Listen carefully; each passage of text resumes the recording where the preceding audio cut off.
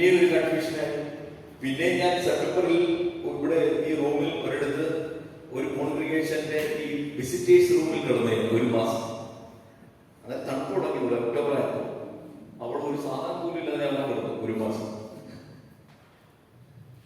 അപ്പോൾ അതൊന്നുമില്ല, എന്നെ സംബന്ധിച്ചത് വളരെ ഇതിൽ വലിയ കാര്യങ്ങൾ സംഭവിച്ചിട്ടുണ്ട്. പിന്നെ ഞാൻ മുന്നോട്ട് വിചാരിച്ചു ദൈവത്തിന് ഒരു പദ്ധതി ഉണ്ടല്ലോ. അതായത് എന്റെ കൂടെ പഠിക്കുന്ന അച്ഛന്മാർ പറയും എപ്പോഴും ഇത് തന്നെയാണല്ലോ പറയുന്നത്. ഞാൻ പറഞ്ഞിട്ട് തിരിച്ചു പിന്നീട് ഞാൻ പിന്നെ ജർമ്മനി 2 മാസം പോയി അവിടെ ജർമ്മൻ പഠിച്ചു. അതിന് നമ്മുടെ അച്ഛന്മാരോട് നിന്ന് അത് വലിയ കുഴപ്പമില്ല. പിന്നെയും നമുക്ക് റൂമിൽ പിന്നെയും താമസത്തിന്റെ കാര്യത്തിൽ എപ്പോഴും കണ്ടീഷൻസ്, കുറെ കണ്ടീഷൻസ്.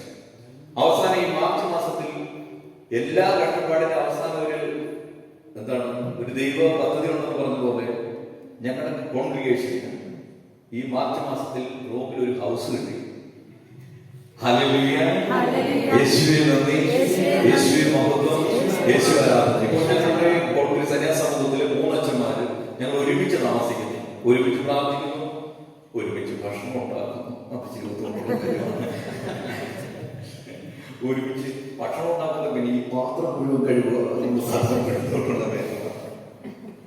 ഞാൻ ഇന്നേ വരെ ഭക്ഷണം ഉണ്ടാക്കി കഴിച്ചിട്ടില്ല, അങ്ങനെ സ്വന്തമായിട്ട് കഴിച്ചിട്ടില്ല. ഇപ്പോഴാണ് നമ്മൾ യൂട്യൂബ് നോക്കി ഷാൻജിയുടെ യൂട്യൂബ് ചാനൽ നോക്കി ഇപ്പോൾ പിടിക്കുന്നത്.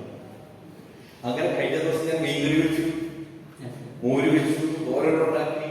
പാരമ്പര്യം അമ്മയൊക്കെ അവരൊക്കെ വലിയ പാചകക്കാരാണ്. എന്റെ അപ്പനും നന്നായി പാചകം ചെയ്യുമായിരുന്നു.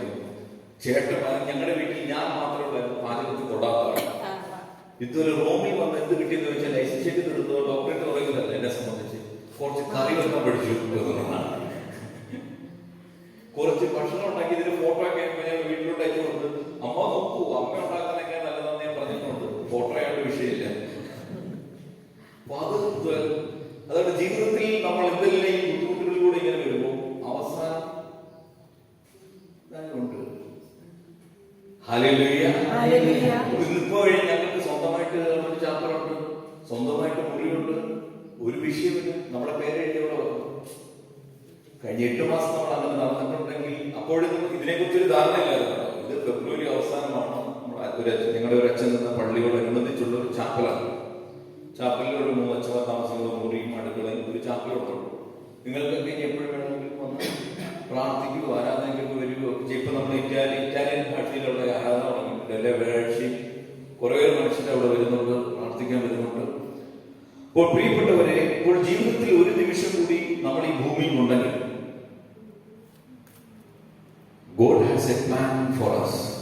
ദൈവത്തിന് നമ്മെ കുറിച്ചൊരു പദ്ധതിയുണ്ട്. എന്തെല്ലാം ദുരിതങ്ങളും ദുഃഖങ്ങളും വിഷയങ്ങളും ഒക്കെ ഉണ്ടാകുമ്പോൾ ദൈവത്തിന് നമ്മെ കുറിച്ചൊരു പദ്ധതിയുണ്ട്. ഞങ്ങൾ ഇരട്ടകളാണ്, 2 അച്ഛന്മാരാണ്. ഞാൻ ഡൊമിനിക്കച്ചൻ, മറ്റേത് ബെനഡിക്റ്റ് അച്ഛൻ.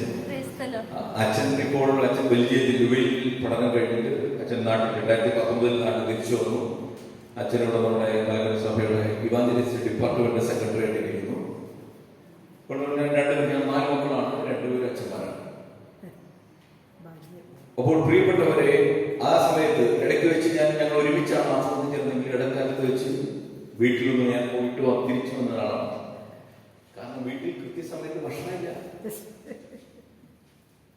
ജോലി ചെയ്യണം. ഞാൻ വെച്ചാൽ അതാണ് ഇപ്പോൾ ഇതിലും വലിയ ബുദ്ധിമുട്ടുകളാണ് സമയങ്ങളിൽ വന്നിട്ടുള്ളത്. പക്ഷേ വിഷയമാണ് ഇപ്പോൾ നിങ്ങൾ ജോലി സംബന്ധിച്ച് ഒരുപാട് ബുദ്ധിമുട്ടുകൾ നമ്മൾ എല്ലാവരും കാണുമ്പോഴൊക്കെ പറയും ജോലി സംബന്ധിക്കുന്ന ആഗ്രഹങ്ങളും അസ്വസ്ഥതകളൊക്കെ വരുമ്പോൾ ഇപ്പോൾ ഒന്നും ഭയപ്പെടേണ്ട. ഇത്രത്തോളം ദൈവം നമ്മൾ നടത്തിയിട്ടുണ്ടെങ്കിൽ അടുത്ത ചുവട് ആര് നടത്തും? ഉറങ്ങിയിരിക്കുന്നവർ മാത്രം. ഹല്ലേലൂയ. ഉറങ്ങിയിരിക്കുന്നവർ